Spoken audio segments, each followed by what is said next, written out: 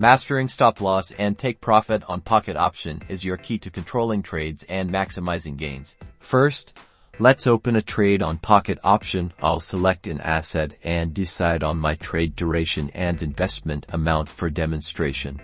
I'm opening a buy trade on EUR USD. Now, for the crucial part, stop loss, or S, L, and take profit, or T, P. These are your automated exit points. Stop loss limits potential losses, while take profit locks in your profits. To set your stop loss, you need to consider market support levels or your risk tolerance. If you're buying, you typically set your S/L a bit below a recent support level to avoid being stopped out by minor fluctuations. Let's say our entry is at 11,050, and support looks strong at 11,040 for a 10 pip S/L. We'd enter 11040.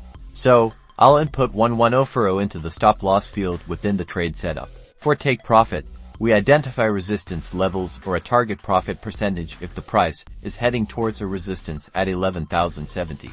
We might set our T/P there. This means if the trade reaches 11,070, it will automatically close, securing our profit. I'll now enter 11,070 into the take profit field.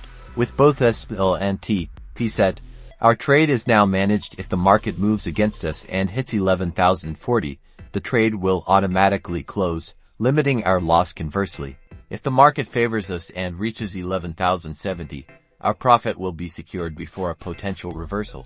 You can adjust these levels at any time while the trade is open by clicking on the trade or the S/L and T/P indicators on your chart. Proper use of stop loss and take profit is fundamental to disciplined trading and protecting your capital on pocket option.